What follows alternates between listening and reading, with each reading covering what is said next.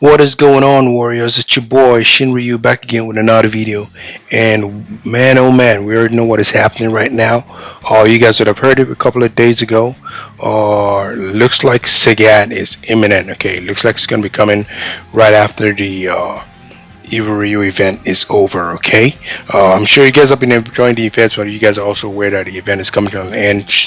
It's coming to an end soon, so you guys should start rushing up those rewards if you have any pending. For example, if you're a bit conflicted as to what you want to pick up, like I was, it's not the most exciting of rewards in that there are no Master Inferno faction characters to pick up, because that's typically what you want to go for.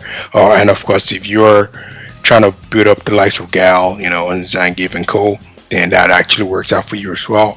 But otherwise, the event has come to an end, so you guys should get everything going. What we're going to be discussing today pretty much is pretty much my thoughts on the upcoming character. We've also had a couple of goodies come our way via bugs that have been occurring, which has been crazy. First of all, with the Akuma event, and then with the Evil Ryu event, which was actually, in my opinion, I actually really didn't notice because honestly, I haven't really been playing that event for pushing myself up as high as possible in the rankings. Okay, and pretty much still, I would say I don't really have any character that has like 3 vehicles set yet. I'm still pretty much watching across the board. That's what I recommend you guys to do. And the reason I'm actually watching across the board in terms of like having my characters not really focused yet is because when I've had a particular character that I sort of like prioritize, then another one comes along that seems to be a bit of a higher priority. And if you guys already know with regards to my priority on the characters, it's pretty much number 1, Evil Ryu, and it's going to remain that for a long time. Okay, unless there's another version of Ryu, in my opinion, unless there's the Street Fighter 6 version of Ryu, like the Ryu who's totally mastered his whatever, and I don't see Evil Ryu being displaced in terms of like affection, because obviously my ranking is not just based on skill alone but affection as well. Luckily for me, Evil Ryu is actually well skilled in the game, and pretty much, in my opinion, S tier, if not double S, if there's any tier like that. Okay, next on the priority list is going to be Akuma. All right, but it's a bit of a tie. Actually, that's Akuma. Digress, of course, going to be Mad Ryu. Still the Ryu, still. He's finally gotten to 5 stars, as you guys can see over here. But I haven't given him any vehicles yet, because any SS chest that I'm getting that I have the choice to pick who I want to configure it for, is going to be going for Evil Ryu. Okay, I'm definitely going to be doing that. And then the third person on the list is going to be, I would say, it's a tie between Akuma and Bison. Okay, Bison, in that he is extremely required, okay, for you to succeed in a lot of the stages. Like right now, I'm in 2840. I've been here for like 3 days. I didn't really push on Saturday because I had an event. Sunday I did try a little bit, but I could tell that it was pretty much a difficult event for me. All right, I'll go right ahead and try again. In my opinion, you definitely would need Beast and Give here, and you're going to be needing to depend on interrupts to have at least 3 sequences of interrupt without any failure. Okay, that first one worked, and I kind of got excited and forgot to do my final combo, which is fine. We're gonna go here and we're gonna try, and hopefully we can actually get it on the second attempt. To go over here, we're gonna be quick from this one. We didn't get interrupt this time. Here's our now tier as well. Once they start to power their own combo, don't get eager and stat blasting them back. Let them do what they gotta do, and as you can see, I'm rather out of interrupts now, and pretty much we're looking at this event being over in just a little bit. Okay, with all my characters signing out, and this Bison is like OP, man. I don't know how most of the guys have gone through 2840. It wasn't really a thing, but yeah, that's been my experience with 2840 right now. I'll be going onto that shortly, but today we're going to be talking mainly about Sagat, what I think about the character. Typically what I like to do is just to have a sort of like an idea of what to expect on the character. All right, and pretty much what that means is that I would go over and look for videos based on the CN version and try and compile as much information as possible. But here's the thing: you guys have to understand. I'm pretty sure you've already seen this in the past. Is that they don't exactly come out like for like you would see a character that was released previously and it wouldn't pretty much be the same as one there, but there's always something key. Okay, like for example, if I want to refer to Evil Ryu, who just came out now, I was pretty much aware of the fact that it was going to be doing the Raging Demon passively. I hadn't really overstudied his kits, so I didn't know that most of his other moves were passive, but I also was aware that I was going to be taking out pieces of his opponents. He's going to be the one that's going to be like taking lives out of them in order to strengthen himself and all that stuff. So a lot of the core things sort of like remained, but I guess there was a few hickeys here and there. I'm not typically particular, and I don't care about what the difference is between the CN version and our version. I just want to just have an idea so I can actually mention to you guys can have an extra sense of excitement if it's required, or another sense of just focus on your current characters. And then when the characters actually come out, there's always typically a minor switch to it, and that's pretty much it. So I've pretty much had a pick on my Sagat, but what we're going to do before we start that is we're going to do something different. We're going to be doing a summon two times I believe, because I want to be doing 2020s, two times for Evil Ryu, and if we can get him, that would be great. If not, it happens that way. We keep on piling up. So we're gonna go ahead with the first attempt here. Hopefully we're gonna see the red shooting star, and we can be pleased with that. Oh yeah. Okay, that actually worked out, and you guys already know what that means. If you see one shooting star that is red, it means we kind of stop there. So hopefully, so luckily for me, I still have a few to go, meaning I don't have to have exhaust a lot, because I have been extremely unlucky with the character as of the last, should I say the last 8 pulls of 10s or so. I haven't pulled him at all. I know I used a lot of resources, 30 at one point, 30 at another point, and I think 40, so I would even say almost at least 100 pulls. But I did pull for him, was it yesterday? I tried to pull just sing, and I got him on the first attempt of the 10, so lucky there in that regard. And of course, you guys have seen the live draw right now occur, right in front of your screen. So that was actually great. I'm glad I actually took that risk. Honestly, it's a hit or miss. The earlier you accept that, the better. It does hurt when you don't pull anything at all, but it's always great whenever you do, right? So we're gonna go right ahead and just get him over, and now we can get him over to S plus finally. Alright, that is amazing. So now he's on par with what Akuma is in terms of like the levels, except Akuma has one character waiting to take him to SS, but I'm gonna have to wait to do that. I'm patient enough on that regard, because these summon tickers are really expensive to get in terms of like pulling all 3 daily, because that's what I do. And of course, what this means, I get an extra 2 of this, whatever scrolls, transformation scrolls, and yep, that's good stuff. So now we can go right into the main topic of the day, okay? And pretty much what we're going to be talking about here. Obviously, we don't have the character here yet.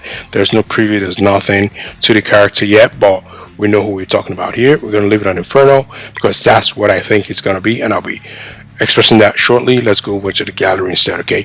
So Sagat, he's gonna be coming over soon. A lot of people are excited. I'm excited as well. He's one of my favorite bosses. He's a bit of a different beast in character, compared to the other Street Fighter characters, as you guys know. His only reason for joining Shadaloo was because he was promised a chance to actually face Ryu one-on-one, which was in his own terms, the revenge mission that he wanted to go right across and perform. And eventually he realized that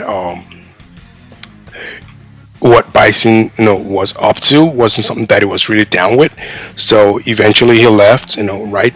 He did have the chance to face Ryu, but according to the versions, one of them was that he faced him obviously as Evil Ryu, and Evil Ryu dished some beatings to him, but apparently Sakai didn't pull up a fight because he wasn't the person that he wanted to face. He wanted to face Ryu himself, so he said when Ryu came back, he was ready for him and all that kind of stuff.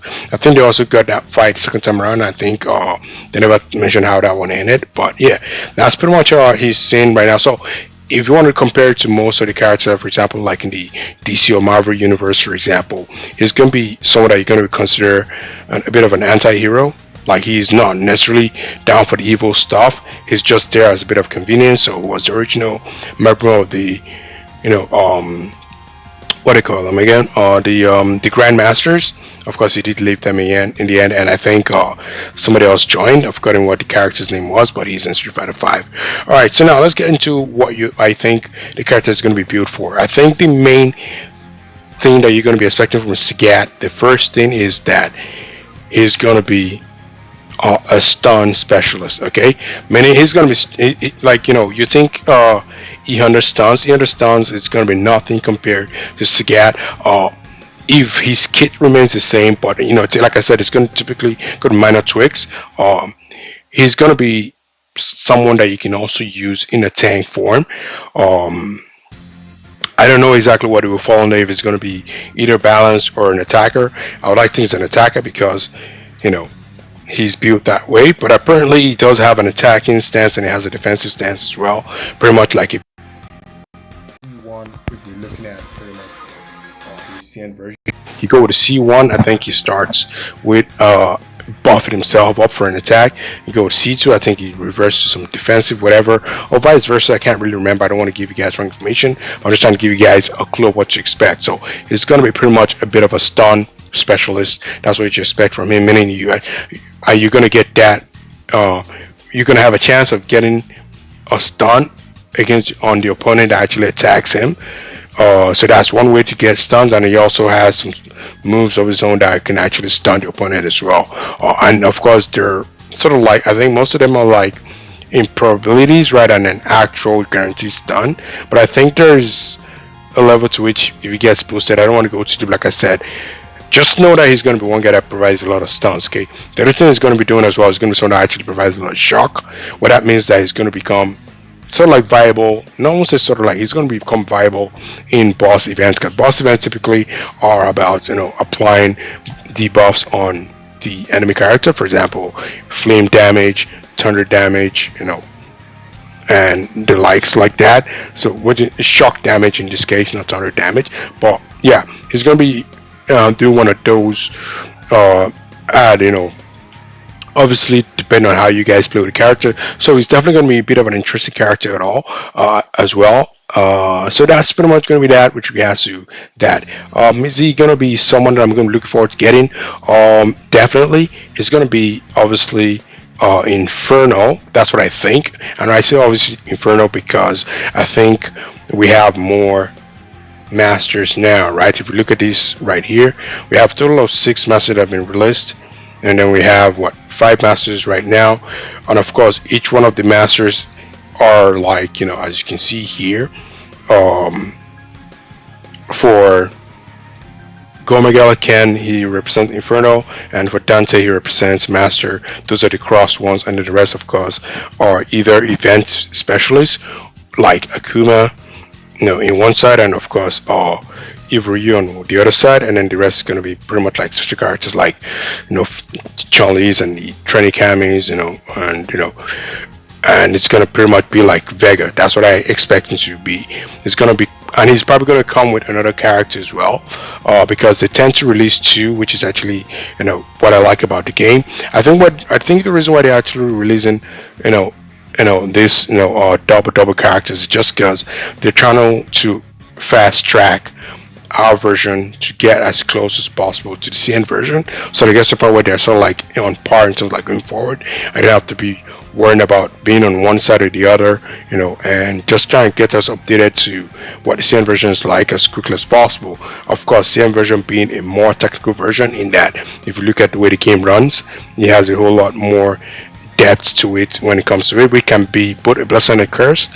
For me, I think for a mobile game, the depth is probably a bit too much. I kind of like the way this one is. It's a bit more chilled, more relaxed. Don't have to think too much about it. The kits alone on the characters are a lot to think about, and that's pretty much it. So yeah, to sum it up, Sagat is going to be pretty much an interesting character. He might be coming up before the end of the week. He might be coming up by next week because the event ends what, tonight. Of course, then you're going to have the 2 days grace periods to clear rewards and all that kind of stuff, and then back to waiting to what comes up next. Typically, there's always a week difference between the two, but so I think maybe next week will be a safer bet as to when to expect character. Otherwise, if they decide to dump him as soon as the event's over, that's great as well. The earlier you can start to farm the character, the better for everyone. But yeah, it's gonna be interesting. It's gonna be fun. How are you guys feeling about Sagat coming up? Are you guys excited? Or let me know what you guys think. Let me know if you guys have any other suggestions as well. Once again, I do thank you guys for your time and your tuning. I will continue to release as more often as possible with regards to videos so that I can actually create as much content for you guys as I can. Otherwise, thanks for tuning in today. This is Ryu once again. Like the video if you actually appreciate this sort of thing. Subscribe to the channel as well if you see this, and I'll catch you guys at the next one. Cheers.